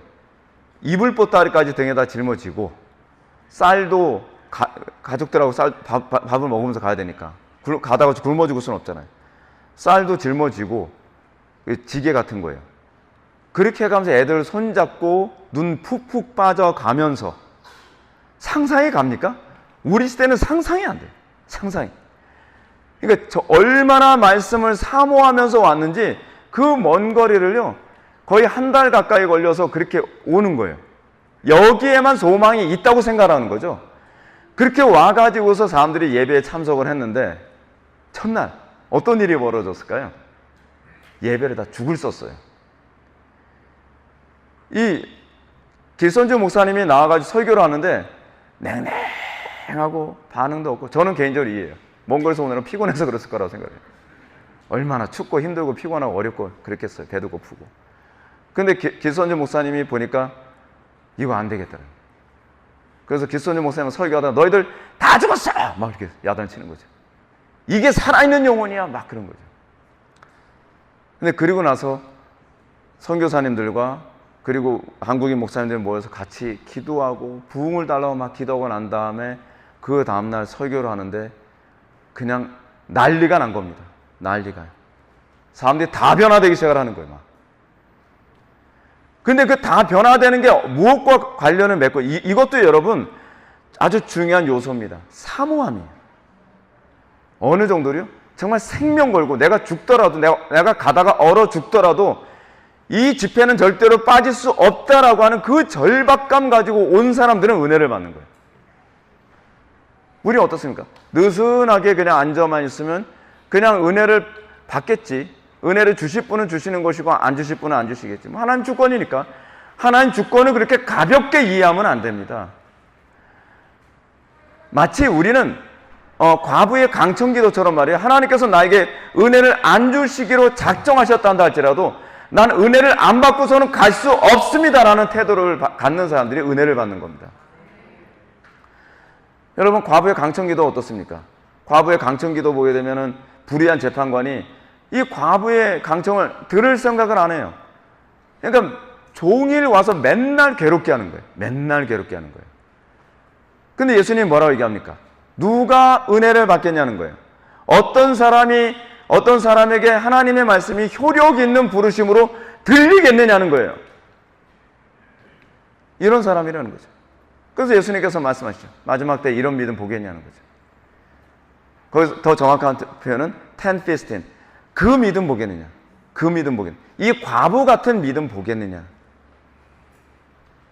우리는 사실은 어떤 면에서 너무 편하고 너무 쉽고 누구 표현처럼 담배 가게보다 더 많은 게 예배당이고 복음 듣기가 너무 쉬운 때고 그리고 우리는 뭐 좀 먼 거리에서 온다고 하더라도 우리는 이 더운 날씨에 우리는 어떻게 해요? 에어컨 빵빵하게 딱 제가 좋은 정보 하나 가르쳐 드릴게요. 차 안에서 에어컨 아무리 빵빵 틀어도 연료 지장은 별로 없습니다. 약하게 틀어도 나갈 만큼 나가는 거고 세게 틀어도 그 연료 똑같이 나갑니다. 세게 틀고 오십시오. 근데 중요한 건 뭐냐면 우리는 너무 쉽게 복음을 이해하고 있다는 거예요. 북한 사람들처럼 내가 오늘 복음을 내가 듣다가 인민군들한테 잡혀서 내가 처참하게 죽더라도 나는 설교를 한 번 듣고 싶다. 그런 사람이 바뀌는 겁니다. 그런 사람이 복음이 효력 있게 들리는 겁니다. 그래서 어떤 면에서는 그렇죠. 우리는 복음이 흔한 게 이게 복이 아닐 수도 있겠다라는 생각도 듭니다. 자, 그러니까 아무튼 바울은 데살로니가 교회 성도들에게 효력 있게 복음이 들린다는 것이 그럼 무엇인가? 여러분들 효력 있게 복음이 들린다는 게 뭘 얘기하는 거예요? 오늘 되게 이해 잘 되던데요? 오늘 굉장히 집중이 잘 되던데요? 그 수준이 아니에요. 바울은 이렇게 얘기합니다. 데살로니가전서 1장 4절부터 7절 보면 하나님의 사랑하심을 받은 형제들아 너희를 택하심을 아노라. 어떻게? 너희의 택하심을 내가 안다. 이는 항상 이는이 굉장히 중요하죠. 이는 우리 복음이 너에게 말로만, 정보로만, 지식으로만 전달된 것이 아니라 또한 능력과 성령과 큰 확신으로 된 것입니다. 복음이 어떻게 전달됐어요? 능력과 성령과 큰 확신으로 된 것이라. 우리가 너희 가운데서 너희를 위하여 어떤 사람이 된 것은 너희가 다 아는 바와 같으니라. 또 너희는 많은 환난 가운데에서 성령의 기쁨으로 말씀을 받았느니라. 성령의 기쁨으로 말씀을 받아 우리와 주를 본받는 자 되었으니. 첫 번째 뭐예요? 성령의 기쁨으로 말씀을 받았고요. 첫 번째. 두 번째는 뭐냐 하면 우리와 주를 본받는 자가 되었다는 거예요. 그러므로 마게도냐와 아가야에 있는 모든 믿는 자의 본이 되었느니라. 그들이 택하심을 받았다는 걸 바울이 어떻게 확신한다 그래요? 어떻게 안다고 얘기해요? 너희들이 성령의 큰 기쁨과 확신으로 받았고 그리고 주와 우리를 본받는 자가 된 것을 보니까 너희들이 택함 받은 것 같다. 근데 본받지 않잖아요. 그리스도를 본받지 않잖아요. 사도 바울이 쓰는 표현 중에 하나가 이거 있죠. 내가 그리스도를 본받은 것 같이 너희도 나를 본받은 자 되라. 이게 굉장히 중요한 메시지죠. 왜요? 하나님께서 우리를 택하신 이유는 그의 아들의 영광에 참여하기 위해서 그런 거거든요. 아들의 영광에 참여하는데 일단은 아들이 안 보여요. 근데 그 아들을 보고 그 영광에 참여한 사람을 보고 그 목회자를 보고 본받는 자가 되는 것을 통해 그들이 그 영광에 참여하게 되는 거죠. 그래서 여기서 이제 그걸 얘기하고 있는 겁니다. 그래서 나는 너희들의 구원을 확신하노라 라고 얘기합니다. 바울은 그들이 구원받은 하나님의 백성임을 확신하고 있다고 얘기합니다. 그러면 그 근거가 뭡니까? 어떤 식으로 나타난다는 겁니까? 그것이 이제 이렇게 얘기합니다. 많은 환난 가운데서 성령의 기쁨으로 말씀을 받았다는 거예요. 많은 환난 가운데서 그 말씀을 받았어요. 기쁨으로 받았어요. 근데 많은 환난 가운데서 그 말씀을 받았는데 우리와 주를 본받았대요. 그러면 예수님이 그리고 사도들이 환난 가운데서 어떻게 행동했는가를 염두에 두고 있다는 거잖아요. 많은 환난 가운데서 그들이 어떻게 순종하고 어떻게 고난을 당하고 어떻게 순교하는지를 보고 그 말씀을 기쁨으로 성령으로 받아서 그 순환과 고통과 순교와 손해당함에 그들이 참여하게 됐다는 걸 얘기하는 거죠. 그것을 통해서 나는 너희가 택함 받음을 아노라라고 아주 명확한 근거를 가지고 얘기하고 있는 겁니다. 네가 교회 나오니까 너는 구원받은 것 같다. 네가 교회 봉사 많이 하는 것 같으니까, 네가 11조 많이 하는 것 같으니까, 네가 이러이러하니까, 그게 아니라 그들이 주와 우리를 환난 가운데서도 본받는 모습을 보니까 네가 구원받은 것이 분명한 것 같다. 이렇게 얘기하고 있는 겁니다. 다음 장인 그 데살로니가전서 2장 13절, 거기서 또 이렇게 얘기합니다. 그들은 하나님의 말씀을 받을 때 사람의 말로 받지 아니하고 하나님의 말씀으로 받음이니 진실로 그러하도다. 그 말씀이 또한 너희 믿는 자 가운데서 역사하느니라. 이것이 효력 있는 부르심이죠. 믿는 자 가운데 역사함, 효력이죠. 근데 그것이 어떻게 받아들여졌어요? 사람의 말로 받지 아니하고 하나님의 말씀으로 받은 거죠. 그리고 나서 효력이 뭐로 나타나요? 그 속에서 역사하는 것으로 나타나는 거죠. 우리가 하나님의 말씀을 들을 때, 우리가 설교를 들을 때, 우리 속에서 그런 기쁨으로 말씀을 받고 그 말씀이 효력을 일으켜서 나로 하여금 새로운 삶을 살게 만드는 것이 있습니까? 이것이 효력 있는 부르심이죠. 간단하지 않습니다. 전적으로 성령님이 하시는 일이에요. 자, 이렇게 가르치면 상당 사람들이 또 낙심합니다. 이거는 요번 수련회 죽 썼는데 끝났구나. 나는 오늘 요번에 2박 3일 설교 듣는데 나는 아무 느낌이 없었는데 나는 버림받은 영혼인가? 오 마이 갓. 그럽니다. 근데 여러분, 이렇게 속단하면 안 됩니다. 왜냐하면 하나님은 이런 효력 있는 부르심이 각 사람마다 때가 있다고 얘기합니다. 천하의 범사가 기한이 있고 목적을 이루는 때가 있습니다. 그래서 로이 존스 목사는 이렇게 얘기합니다. 여러분들 설교를 들을 때 여러분들에게 아무런 변화가 없습니까? 여러분들 설교를 듣고 여러분들에게 아무런 효력이 나타나지 않은 것 같습니까? 모든 공적 예배를 사용하십시오. 하나님께서 언제 어떻게 그 사람의 심령에 역사하실지 모릅니다. 걱정하지 마십시오. 중요한 건 우리가 모든, 사도 바울이 얘기했던 것처럼 모든 기회를 선용하는 태도를 견지하면 됩니다. 은혜 받는 자리를 피하지 마십시오. 그리고 특히 제가 여러분한테 분명히 꼭 기억하게 말씀드리고 싶은 것이 뭐냐면, 여러분들이 은혜 받을 수 있는 때가 됐을 때 꼭 그 모임에, 그 예배에 참석 못할 일만 꼭 생깁니다. 제가 목회하면서 굉장히 많이 느낀 게 뭐냐면, 제가 설교를 딱 준비했는데, 야, 이거는 오늘 누가 들으면 이분 정말 은혜 엄청 받을 것 같다.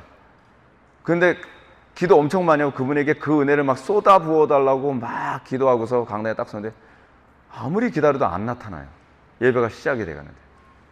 그래서 나중에 알고 보니까 부부싸움을 대판해가지고서 화가 나서 오늘 안 가기로 마음 먹어서 오늘 그랬어요. 죄송해요. 뭐가 죄송해? 지옥은 자기가 가는 건데. 아니, 근데 신기하게요. 꼭 그 시점마다, 그 타이밍 때마다 그래요. 이야. 그래서 제가 그런 생각이 들어요. 귀신같이 하는구나. 귀신같이. 여러분, 하나님께서 우리에게 주어진 모든 기회를 선용하는 것이 지혜입니다. 그리고 우리에게 그 정말 큰 은혜가 올수록요, 저항이 있고요. 큰 은혜가 올수록 그만큼 어려움이 염두에 있습니다. 그래서 어려움이 있으면 있을수록 하나님께서 오늘 나에게 더 큰 은혜를 부어주시려고 그러시나 보구나. 땡큐 하면서 오히려 그 은혜 받는 자리에 정말 생명을 걸고 가는 태도를 견지해야만 합니다. 1907년 평양 대붕이라고 하는 역사적인 사건이 있었을 때 거의 참석 못할 만한 이유가 있어서 참석 못한 사람들 많이 있었을 게 아니에요. 그렇죠? 나는 몸이 불편해서 안 돼. 나는 뭐 이래서 안 돼. 근데 그런 동일한 여건 속에서도 어떤 사람은 그래도 나는 그 자리에 나는 가야 돼. 그 자리에 간 것이 그에게는 교회에서 안에서 역사에 남는 그 자리에 자기가 있게 된 거예요. 그런 일이 될지 누가 알았겠어요? 하나님만 아시지. 그래서 순종이 제사보다 낫다는 겁니다. 순종 안 하는 사람에게 은혜를 끼칠 방법이 없어요. 도울 수가 없어요. 순종을 안 하는데. 그렇지 않습니까? 마치 이거와 똑같죠. 아무리 좋은 약이 있다고 하는데 안 먹는다는데 어떻게 도울 수가 있겠어요? 내가 아무리 정말 이 사람에게 유익이 되는 약을 온 정성과 힘과 지혜를 다 짜내서 약을 딱 만들어줘서 정말 약을 딱 줬는데 안 먹겠다고요. 저는 오늘 기분이 안 좋아서 안 먹겠다니까요. 이런 사람은 어떻게 돕겠냔 말이에요. 설교자는 여러분 이렇습니다. 설교자는 음식을 만들어서 여러분들에게 제공을 해줄 수 있으나 먹는 것은 여러분이지 제가 해줄 수가 없습니다. 그럴 때 설교자들은 가슴이 타들어갑니다. 우리가 전도할 때 느끼는 게 그거 아닙니까? 저 사람도 내가 믿는 예수만 믿는다고 한다면 이 영광스러움에 저 사람도 참여할 텐데. 사람들 그러죠. 저는요 왜 이렇게 어리석은지 몰라요. 그리스도의 지혜를 소유하십시오. 저는요 왜 이렇게 인내가 부족한지 모르겠어요. 그리스도의 인내를 소유하십시오. 저는요 왜 이렇게 의지가 박약한지 모르겠어요. 그리스도의 의지를 소유하십시오.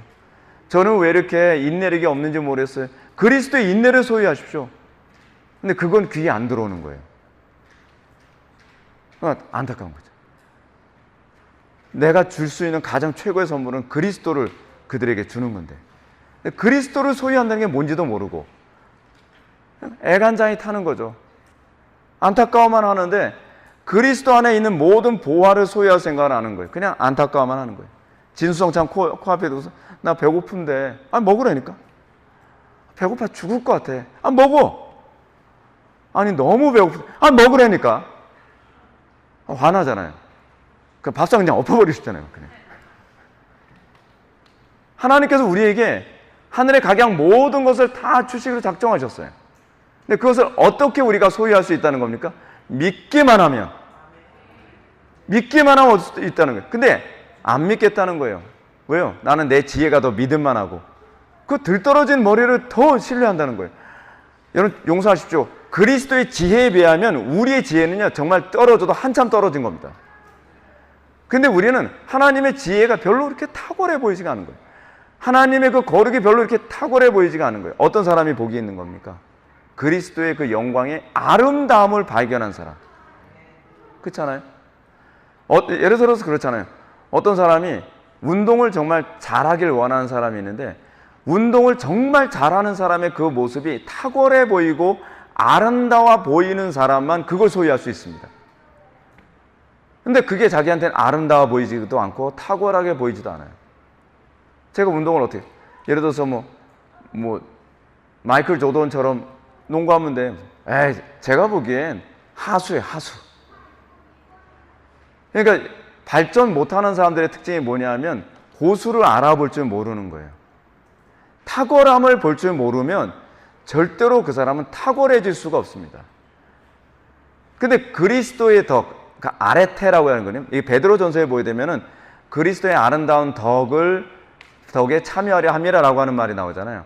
그 아름다운 덕에 해당하는 헬라어가 아레테인데 원래 그 헬라 철학에서 아레테라고 하는 헬라어는요 탁월함으로 주로 번역을 해요. 탁월함이라고 하는 말의 의미는 어떤 의미냐면 이데아의 그 본성을 가장 잘 드러내고 있는 것을 탁월함이라고 이렇게 얘기하는 겁니다. 근데 베드로가 헬라어를 그 단어를 사용했어요. 그리스도의 아름다운 덕, 그 아레테, 탁월함을 얘기하고 있어요. 누가 그리스도를 사모합니까? 그리스도의 아름다움을 본 사람입니다. 그리스도 안에 있는 그 지혜의 아름다움, 그리스도 안에 있는 그 의로움의 아름다움, 그리스도 안에 있는 그 거룩함과 선하심과 인내와 능력과 권능의 아름다움을 본 사람은 우리는 그리스도를 소유하는 것이 세상의 모든 것을 소유하는 것보다 가장 위대하다는 것을 알게 됩니다. 그런 사람만이 소명에 반응합니다. 하나님의 말씀을 사모하고 그 말씀을 통해서 그리스도를 더 많이 소유하려고 하는 간절한 가운데 들어가게 되는 것입니다. 여러분들 지금 그 효력이 나타나지 않는다 해서 걱정하지 마십시오. 오히려 제가 이 얘기를 한번 해드릴게요. 여러분들한테 위로가 되게 하기 위해 저의 아픔을 얘기하는 게 좋을 것 같습니다. 중학교 때 우리 교회에서 수련회 갔었습니다. 수련회 갔었어요. 근데 수련회 간 그날 그 마지막 날 밤이었어요. 마지막 날 밤에 이제 철야 기도를 하는 날인데 항상 옛날에는 그거 많이 했었어요. 근데 철야 기도를 이제 준비하려고 이제 오선도선 이렇게 다 이게 기도원에 다 모였죠. 기도원에 딱 모였는데 창밖으로 그때는 다 백열등을 켰었거든요. 백열등 켰었는데 백열등의 불빛이 창밖으로 딱 나가는데 백열등 불빛이 나무 숲 같은 게 있는데요. 이게 딱 비춰지면서 예수님의 형상이 나타난 거예요. 예수님이 양쪽 팔을 딱 벌리고서 이렇게 십자가에 못 박혀 있는 형상이 보여요. 그러니까 어떤 애가 야 이거 봐봐, 이거 봐봐, 너무 놀라워 막 그러는 거예요. 그러더니 애들이 다 그거 보면서 막 웅성웅성 야, 진짜네, 진짜네. 저는 뭐가 진짜인데? 저 부분이 예수님 팔이고, 저는 예수님이 그 가시면류관 쓰고 있는 요 부분이고, 그런 것 같아요. 근데 시간이 가면서 점점 이 그림자가 움직여요. 백열등이 움직이질 않는데 그림자가 움직여요. 신기하잖아요. 시간에 가면서 점점 이 손을 이렇게 안으로 이렇게 모으면서 이루는 모습으로 바뀌어가는 거예요. 다들 엄청 충격을 받았어요. 그래서 아이들이, 그리고 교사 선생님들이, 그리고 전사님께서 오늘 하나님께서 엄청난 은혜를 부어주시려는 것 같다. 다들 막 엄청 기대를 했어요. 분위기도 굉장히 진중했어요. 찬양을 하고 말씀을 듣고 기도하는데 진짜 엄청나게 성령께서 막 역사하셨거든요. 근데 다들 막 기도 엄청, 어저께 밤처럼 막 기도 막 열심히 하고 그러는데, 그때 저는 어땠을까요? 졸려서 잤어요. 남들 다 은혜 받을 때 저만 은혜 못 받고 하사하는데 너무 화가 나는 거예요. 화가 너무 나는 거예요. 다른 친구들은 뭐 방언 받았다, 뭐 무슨 은혜 받았다, 뭐 했다 하는데 저는 그냥 충만하게 잠만 자고 갔거든요. 근데 이게 너무 화가 나니까 그 다음서부터는요, 다른 친구들은 오히려 그때 은혜를 받고 난 친구들은요, 오히려 너무 쉽게 받으니까 그것을 관리를 안 해요. 기도 생활을 별로 안 해요. 그래서 다 소멸을 해버렸어요. 몇 년이 지나니까. 근데 저는 정반대로, 저는 은혜를 못 받은 게 너무 화가 나고 너무 질투가 나고 그러잖아요. 그때서부터 몇 년 동안 은혜 달라고, 이 친구들 받은 은혜 나도 좀 받게 해달라고, 뭐 기도에 금요기도에도 막 중학생이에요. 금요기도에도 참여하고, 뭐 부흥회한다 그러면 어머니 손잡고 부흥회도 막 따라다니고, 그리고 막 새벽기도도 막 가고, 모든 예배를 다 참석한 거예요. 은혜 좀 받고 싶어요. 은혜 받고 싶어서 제가 막 애간장에 타는 거예요. 애간장에 타가지고. 근데 지금 시간 나서 보니까, 지나고 나서 보니까 어때요? 그때 은혜 쉽게 받았다고 하는 아이들은 지금 술, 담배하고 지금 세상으로 다 나갔어요. 근데 오히려 저는 그때 은혜를 못 받은 것 때문에 막 열이 있는 대로 받고 시기가 나고 애간장에 타서 하나님의 은혜를 구했더니 오히려 지금은 오히려 이렇게 되는. 그러니까 여러분들 은혜 지금 못 받았다? 저는 이번 수련회 때 죽을 썼는지 밥을 썼는지 모르겠어요. 걱정 마세요. 그러나 여러분들 그 마음속에 시기가 나는 것은 있어야만 합니다. 하나님, 왜 저는 저 사람처럼 은혜를 저한테 안 주십니까? 하나님, 저에게도 저런 은혜 주십시오. 저도 맨날 그렇게 기도했거든요. 어느 정도로 열심히 기도했느냐? 부흥회를 가잖아요. 남들 막 열심히 기도하는데, 옛날에 부흥 강사들이 그렇게 얘기를 했었어요. 옛날에 다 이렇게 바닥에서 막 무릎 꿇고 기도했잖아요. 그럼 이제 부흥 강사가, 할렐루야, 기도할 때 엉덩이가 1m는 올라가야 돼.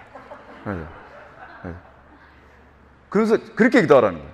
그러니까 무릎 꿇고 막 얼마나 막 그랬더니 막 그렇게 기도를 하고 나면요, 온몸이 그 추운 겨울에요, 내복이 그냥 다 젖을 정도예요. 근데 그렇게 기도했어도 저는 은혜가 안 임하는 거예요. 그럼 우리 어머니 손잡고 우울해가지고, 다른 친구들은 은혜 받아서 막 방방 뜨는데, 그럼 이제 제가 너무 애간장에 타니까 그 어머니 보고 내일 새벽 기도 갈 때 저 깨워달라고. 제가 새벽잠이 굉장히 많거든요. 그 새벽에 깨워도 거의 정신을 잃어요. 그런데 그 새벽 기도 가도 어머니 손잡고 하면 이 비틀비틀하면서 너무 졸리니까. 그러면서 새벽 기도 가는 거예요. 은혜 한번 받아보겠다고. 남들 그거 받았다는 은혜 나도 한번 받겠다고. 근데 그래도 은혜가 아니면, 하루는 새벽 기도를 어머니가 데려가지 않으셨어요. 자고 일어났더니 어머니와 아버지 두 분만 갔다 오신 거예요. 아니, 왜 저 안 깨워줬어요? 아무리 깨워도야 네가 정신을 못 차리더라. 포기하고 갔다 그런 거예요. 그것 때문에 또 짜증이 나가지고 왜 나는 안 부르셔? 너무 은혜. 근데 그게 복이었던 거예요. 그래서 조그만 은혜가 주어지면요, 이 은혜가 저에게서 소멸될까봐 초긴장이에요. 초긴장. 조금 은혜 받은 거예요. 그래서 어떤 부흥가사 이렇게 얘기합니다. 할렐루야, 조그만 불씨에도 이 불씨를 살려서, 믿습니까? 불씨를 살려서 나중에 산불 되는 거예요. 믿습니까? 그러면 아멘이 되는 거예요. 아멘. 그 조그만 불씨를 살리기 위해서 막 그냥 부채질하고 뭐 그렇게 하듯이 주님, 이거 꺼지지 않게 해주세요. 저 지금 은혜 받은 듯 안 받은 듯 잘 모르겠는데 이거 산불 되게 해주세요. 산불 되게 해주세요. 막 기도. 그래 지금 이렇게 된 거예요. 목 아프니까 이렇게. 근데 우리가 또 하나 염두에 둘 게 뭐냐면 이겁니다. 우리가 은혜를 받았다고 하는데 은혜를 받고 나서 이 효력을 너무 쉽게 가소롭게 포기해 버리는 거예요. 근데 이 부분에 관해서 이제 히브리서 기자가 얘기합니다. 한번 빛을 받고 하늘의 은사를 맛보고 성령에 참여한 바 되고 하나님의 선한 말씀과 내세의 능력을 맛보고도 타락한 자들은 다시 새롭게 하여 회개하게 할 수 없나니 이는 그들이 하나님의 말씀을 다시 십자가에 못 박아 드러내놓고 욕되게 하려 함이라. 여러분들 은혜를 너무 쉽게 받고 나면 그 다음에 나타나는 문제가 뭐냐면 쉽게 받았으니까 또 은혜 받을 수 있겠지. 근데 그게 잘 안 됩니다, 여러분. 제가 하나님께 정말 지나고 나서 보면 감사한 게 뭐냐, 은혜를 어렵게 받은 게 너무 감사하더라고요. 저는 인생 살아가면서 모든 거 하나 얻는 거 굉장히 힘들게 받았거든요. 제가 하나님께 이제 뭐라고 기도했냐면, 하나님, 저 은혜 받는데 저는 조그만 거 싫습니다. 그냥 불덩어리 주십시오. 화끈하게 은혜를 주십시오. 그랬더니 뜨뜻미지근하게 주셨어요. 아니, 화끈하게 달라는데 왜 이렇게 미지근하게 주세요? 그러니까 이거를 어떻게 하든지 뜨겁게 만들기 위해서 가제내를 쓰는 거예요. 기도하고 막 애쓰고. 여러분들 태어날 때부터 좋은 머리로 태어난 사람 그거 복일 거라고 생각합니까? 교만만해져요. 머리가 좋으니까 이 좋은 머리, 그 그리스도 안에 있는 그 지혜를 얻는 것보다는 이 정도면 뭐 나보다 똑똑한 놈 있으면 나와보라 그래. 근데 저는 별로 지혜가 없었거든요. 그래서 하나님께 지혜를 구하는 거예요. 제가 우리 지체들은 아시겠지만 제가 7년을 구했거든요. 하나님, 저는 왜 이렇게 지혜가 없나요? 저한테 지혜를 주십시오. 지혜를 주십시오. 기도해도 저는 지혜를 하나님께 딱 주시면 이렇게 머리가 쫙 조여오면서 뭔가 신비적 체험이 막 있을 줄 알았어요. 근데 그런 거 없어요. 그렇지 않으면 하나님께 저한테 이렇게 그래서 제가 좀 잠을 잘 때 기대하면서 자요. 꿈속에 하나님이 퐁 나타나시잖아요. 솔로몬이 그렇게 나타나시잖아요. 로머나, 내가 너한테 뭘 주기 원하니? 그러니까 솔로몬이 그래. 지혜를 원합니다. 그래서 저는 항상 그걸 준비하고 잠을 자요. 지혜 달라고 기도했으니까. 그래서 퐁 나타나셔서 주님께서 말씀하셨더니 맨날 개만 몇 마리 지나가는 꿈만 자꾸 꾸고. 아니, 아무것도 달라지는 게 없는 거예요. 아무것도. 저한테 지혜를 주십시오. 좀 주세요, 좀. 아무리 기도해도 1년을 기도해도 2년을 기도해도 3년을 기도해도 지혜를 안 주시는 거예요. 그 지혜를 저는 못 받은 줄 알았어요. 근데 지혜를 어떤 식으로 주셨냐면 지혜를 사모하다 보니까 지혜로워지는 것과 관련한 노력을 하게 하셨어요. 저는. 그래서 제가 말주변이 너무 없으니까 수사학에 관한 책을 읽으면서 계속 노력하고 화술에 관한 책을 계속 읽으면서 노력하고 또 논리력이 없으니까 논리력을 강화시킬 수 있는 책들을 계속 읽으면서 내 거로 만들기 위해 노력하고 그리고 성경 구절을 암송하고 지혜로워질 수 있다고 한다면 할 수 있는 모든 노력을 다 기울였어요. 근데 알고 보니까 그게 지혜더라고요. 여러분, 쉽게 얻은 건요, 쉽게 잃어버립니다. 제가 이번에도 말씀드렸던 것처럼 로또 복권식으로 당첨되면 그것이 복이 아니라 재앙이 됩니다. 여러분들에게 하나님의 은혜가 임했다고 했을 때에 그것이 일시가 안 되도록 오히려 두렵고 떨림으로 주의해야만 합니다. 우리 교회 처음 와서 너무 은혜가 됐다고 얘기하다가 시간이 되면서 잘 모르겠는데요. 이게 일시일 수 있다니까요. 한번 비춤을 얻을 때는 너무 영광스럽고 뜨거운데 하늘의 은사를 맛보고 그럴 땐 너무 좋은데 이게 비춰지지가 않는 거예요. 더 이상 강단의 설교가 효력 있게 들려지지가 않아요. 그럼 우리는 이렇게 생각하죠. 요즘 목사님이 은혜가 식었어. 그런지 아닌지는 주변 사람을 보세요. 다른 사람이 은혜를 받고 있는데 나 혼자 은혜를 못 받고 있으면 내 속에 은혜의 효력의 빛이 안 비춰지고 있다고 생각을 해야만 합니다. 그렇게 되면 점점 어떻게 되냐면요, 거짓된 가르침을 찾아서 돌아다니기 시작합니다. 가슴에 뜨거웠던 경험이 있으니까 다른 메시지 통해서 뜨거워지길 바라는 거예요. 문제가 이거예요. 진리를 통해서 뜨거워지려는 것이 아니라 거짓된 가르침을 통해서라도 뜨거워지려고 애를 쓰는 거죠. 그게 대마가 되는 겁니다. 대마는 그런 과정을 거치면서 대마가 됩니다. 우리가 이런 사람을 볼 때 우리도 구원받아도 타락하면 구원이 취소될 수 있다라고 생각되지 않습니까? 아니, 취소가 아니에요. 이건 취소가 아니라 구원받은 게 아닌 겁니다. 그때 중생한 게 아닌 거예요. 우리가 성경적으로 본다면 구원은 취소되지 않습니다. 처음부터 그런 사람은 구원받지 못한 거예요. 그 사도 바울이 뭐라 얘기합니까? 두렵고 떨리면 너의 구원을 이루라. 또 내가 다른 사람에게 복음을 전한 후에 내가 버림받을까 두려워하느라. 버림받을 수 있다는 얘기가 아니라 내 신앙이 일시로 발견될까 봐 두려운 겁니다. 저도 항상 두려운 게 뭔지 아십니까? 여러분, 제가 설교 잘하고 제가 기도 많이 하고 뭐 이렇다고 해서 제가 일시가 아닐 거라고 저는 생각하지 않습니다. 저는 항상 두렵고 떨림으로 나에게서 하나님의 구속의 은혜에 대한 효력이 나타나지 않을까 봐 항상 두려워요. 근데 그것이 나를 지켜주더라고요. 그 긴장감, 그 두려움이 더 여호와를 경외하게 만들고 더 성화를 추구하게 만들고 더 진리를 정확하게 아는 데 관심을 갖게 만들더라고요. 정상적인 신앙은요, 우리를 느슨하게 만들지 않습니다. 정상적인 신앙은 우리를 안일하게 만들지 않습니다. 정상적인 신앙은 긴장하게 만들고 항상 우리가 깨어있게, 그래서 각성의 영이라고 하잖아요. 더 정확하게 가려고 하는 태도를 견지하게 만듭니다. 그런데요, 구원받은 사람은 일시적으로 타락할 수 없기 때문에 또 반대 현상이 나타납니다. 뭐냐면 일시적인 구원받은 사람들은 구원을 받은 것 같은데 일시로 드러난 것처럼요, 진짜 구원받은 사람은요 일시적으로 타락할 수는 있는데 그 타락이 지속되지가 않아요.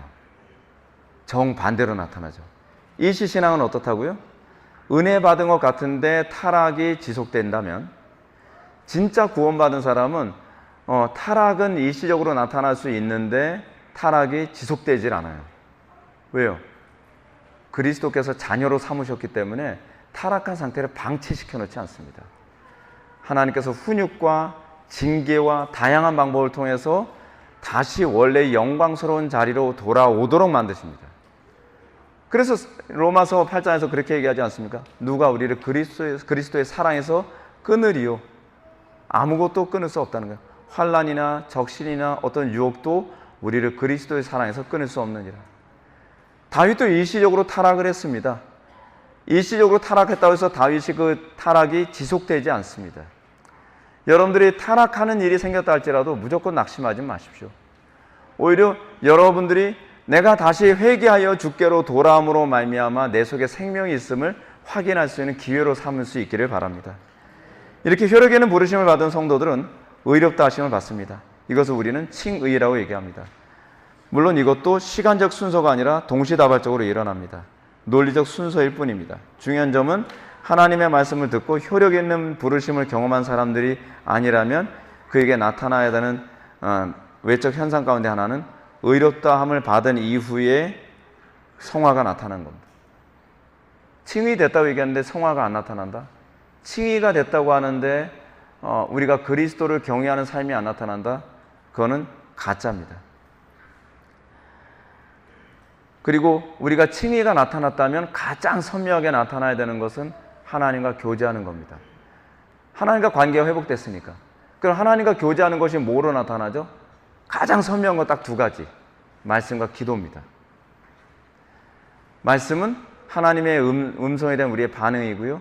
기도는 하나님과 대화하는 거죠. 여러분, 관계가 회복되면 자동적으로 나타나는 게 뭡니까? 대화를 하게 되잖아요. 우리가 구원받았고 은혜 받았고, 그래서 그래, 어떤 사람들이 이게 혼란스러운 게 이겁니다. 전요 성경도 좋아하고요, 교리도 좋아하고 신학적인 지식도 굉장히 많이 가지고 있어요. 근데 전 기도는 별로 관심이 없어요. 가짜예요. 그냥 딱 잘라서 가짜예요. 왜냐하면 하나님과 관계가 회복됐다고 하면 하나님과 대화하는 걸 기뻐해야 되는데, 그리고 내가 전적 무능과 전적 악함을 깨달았다고 한다면 기도로 하나님을 의지하는 게 당연한 건데, 신학적 지식도 있고 성경도 많이 알고 성경 66권을 다 외운다고 한다 할지라도 사랑이 없으면 아무것도 아니죠. 하나님을 사랑함은 기도로 나타나고 그리고 말씀을 사모함으로 나타나는 거거든요. 또 한편으로는 기도는 엄청 많이 하는데 맨날 철야 기도하는데 말씀에 관심이 없어요. 교리 그건 다 그 은혜 안 받은 사람들이 맨날 교리 타령하는 거라고. 아니요, 그렇지 않습니다. 은혜 받은 사람은 말씀과 기도라는 두 개 기둥을 생명처럼 여기게 되어 있습니다. 일평생 이걸 포기할 수가 없습니다. 그것이 하나님과 교제가 나타난다는 것입니다. 사랑하는 성도 여러분, 우리는 오늘 구원의 서정에 대해서 살펴보았습니다. 우리가 오늘 살펴보는 구원의 서정은 개혁파에서 나열하는 구원의 서정을 면밀하게 살펴본 것은 아닙니다. 개혁파에서 가르치는 구원의 서정을 면밀하게 나열한다면 이게 그 소명, 중생, 회심, 칭의, 양자, 견인, 성화, 영화 이거를 다 이렇게 언급을 했어야죠. 근데 저는 이제 본문 중심으로 설교를 하다 보니까 개혁파의 이 순서를 정확하게 다 나열하면서 설명한 건 아닙니다. 근데 이건 논리적 순서일 뿐이라는 것을 먼저 염두에 두십시오. 그리고 우리는 이 구원의 서정에 관해서 이것이 얼마나 신학적으로 중요한 문제인지 또한 아셨으면 좋겠습니다. 웨스트민스터 소개를 문답 32문도 이 부분을 언급합니다. 효력 있는 부르심을 받은 자들은 금생에 무슨 유익이 있습니까? 라 했을 때에 효력 있는 부르심을 입은 자들은 금생에서 의롭다 하심과 칭의죠. 양자로 삼는 것과 거룩하게 하심을 얻고 금생에서 이와 함께 받는 여러 가지 유익이 여기서 나오는 여러 가지 유익을 받습니다. 이 성도의 견인교리는 구원의 서정교리는 전통적인 우리의 신앙 고백에 나타나는 부분이고요. 그리고 여러분들이 이 부분을 잘 염두에 두시고 여러분들의 신앙을 점검하시고 그래서 주님 오시는 그날까지 결코 방심하지 마시고 주님 오시는 그날까지 내가 두렵고 떨림으로 신앙생활하는데 여러분들에게 큰 유익이 되기를 주님의 이름으로 축원합니다. 기도하시겠습니다. 사랑이 많으신 하나님, 우리가 오늘 시간 구원의 서정에 대해서 살펴봤습니다. 우리의 마음속에 하나님을 두렵고 떨림으로 우리가 주님을 따르게 하여 주시고 우리 삶의 매 순간순간마다 우리에게 오는 수많은 도전 앞에서 우리가 미혹되거나 넘어지지 않게 하여 주시며 오히려 하나님의 인도 가운데서 우리가 승리하며 최후의 승리까지 우리가 나아갈 수 있도록 은혜 베풀어 주옵소서. 이제 수련회를 마치고 돌아갈 때에도 주님께서 그 발걸음 인도하여 주시사 안전하게 집으로 돌아갈 수 있게 하여 주시고 또 오늘 받은 은혜를 묵상하고 또 실천하고 순종함으로 귀한 열매를 맺게 하여 주옵소서. 예수님의 거룩하신 이름으로 기도 올려옵나이다. 아멘.